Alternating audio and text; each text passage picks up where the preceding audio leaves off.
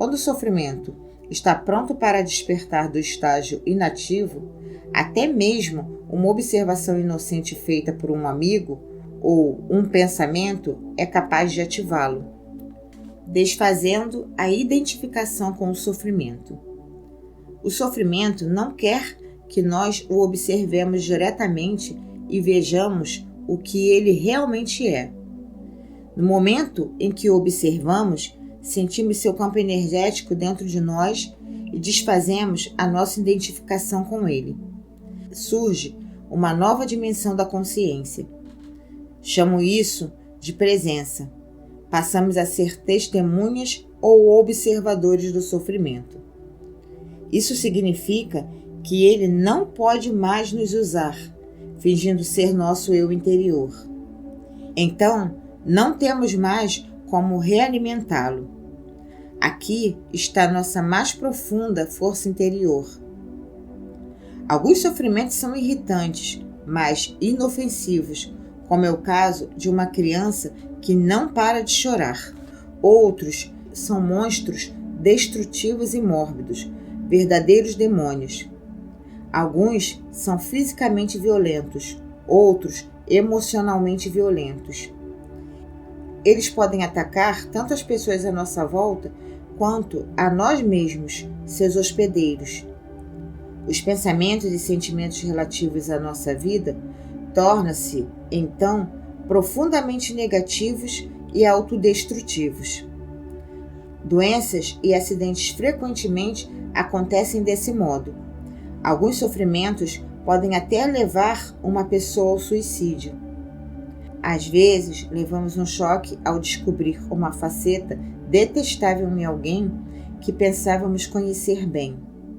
Entretanto, é mais importante observar essa situação em nós mesmos do que nos outros. Preste atenção a qualquer sinal de infelicidade em você. Preste atenção em qualquer sinal de infelicidade em você, qualquer que seja a forma, pois talvez seja o despertar do sofrimento. Ele pode se manifestar como uma irritação, um sinal de impaciência, um ar sombrio, um desejo de ferir, sentimento de raiva, ira e depressão ou uma necessidade de criar algum tipo de problema em seus relacionamentos. Agarre o sinal no momento em que ele despertar seu estado inativo. O sofrimento deseja sobreviver, mas, para isso, precisa conseguir que nos identifiquemos inconscientemente com ele. Então, poderá nascer, nos dominar, tornar-se nós e viver através de nós. Ele retira seu alimento de nós. Vale-se de qualquer experiência sintonizada com seu próprio tipo de energia. Qualquer coisa que provoque um sofrimento adicional sob qualquer forma. Raiva, destruição, rancor, desgostos, problemas emocionais, violências e até mesmo doenças. Portanto, quando o sofrimento toma conta de nós, cria uma situação em nossas vidas que reflete a própria frequência de energia da qual ele se alimenta. Sofrimento só se alimenta de sofrimento. Não consegue se alimentar de alegria. Acha indigesta. Quando o sofrimento nos domina, faz com que desejemos ter mais sofrimento. Passamos a ser vítimas ou agressores. Queremos infligir o sofrimento, ou senti-lo, ou ambos. Na verdade, não há muita diferença entre os dois. É claro que não temos consciência disso e afirmamos que não queremos sofrer.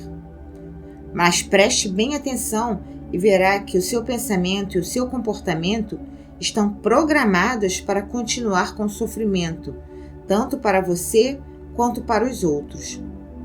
Se você estivesse consciente disso, o padrão iria se desfazer, porque desejar mais sofrimento é uma insanidade e ninguém é insano conscientemente. O sofrimento, a sombra escura projetada pelo ego, tem medo da luz da nossa consciência. Teme ser descoberto. sobrevive graças à nossa identificação inconsciente com ele, assim como do medo inconsciente de enfrentarmos o sofrimento que vive dentro de nós.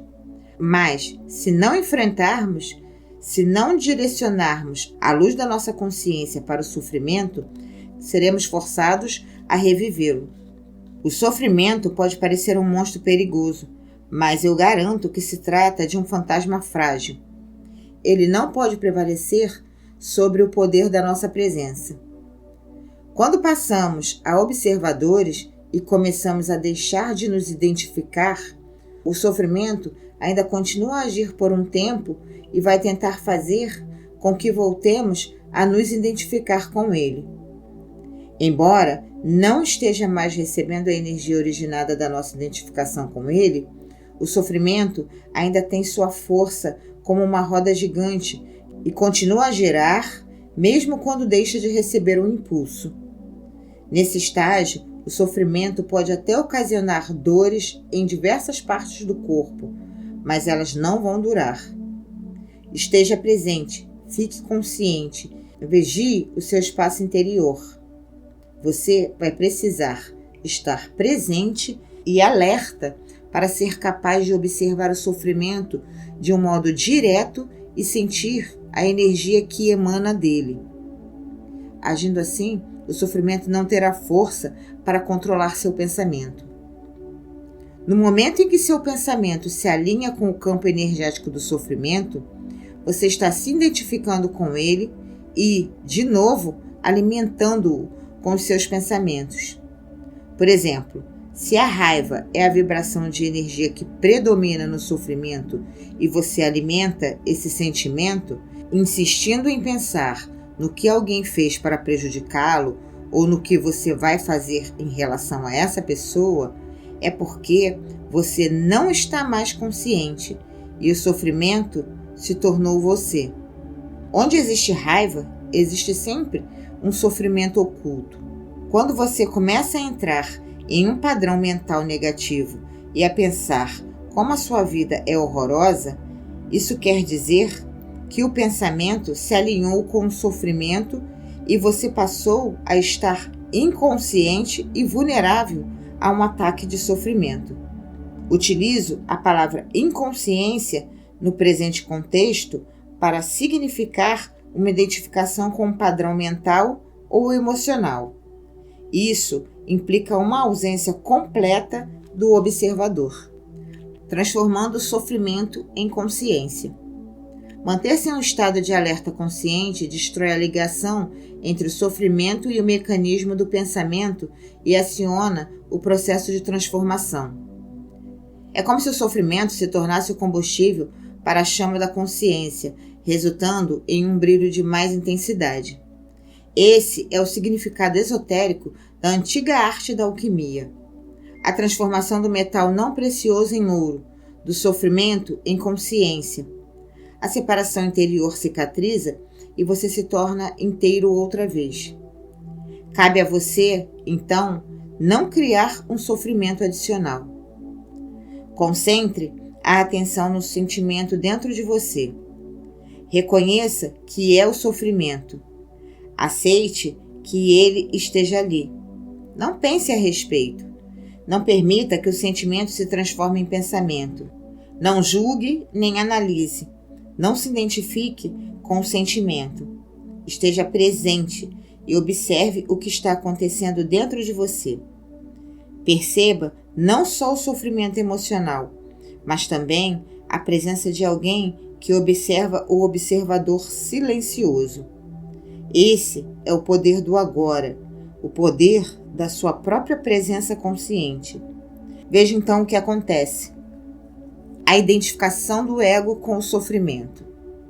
O processo que acabei de descrever é extremamente poderoso, embora simples. Poderia ser ensinado a uma criança e tem esperança de que um dia será uma das primeiras coisas a serem aprendidas na escola. Uma vez entendido o princípio básico do que significa estar presente, observando o que acontece dentro de nós, e entendemos isso quando passamos pela experiência, teremos à nossa disposição a mais poderosa ferramenta de transformação. Não nego que podemos encontrar uma forte resistência interna tentando nos impedir de pôr um fim à identificação com o sofrimento.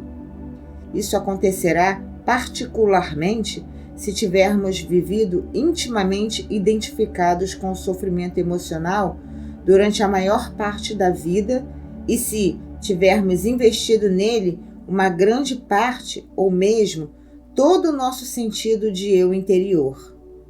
Isso significa que construímos um eu interior infeliz por conta do nosso sofrimento e acreditamos que somos essa ficção fabricada pela mente.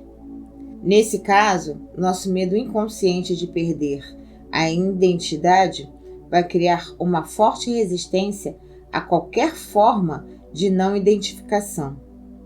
Em outras palavras, você preferia viver o sofrimento, ser o sofrimento, a saltar para o desconhecido, correndo o risco de perder o seu infeliz, mas familiar eu interior.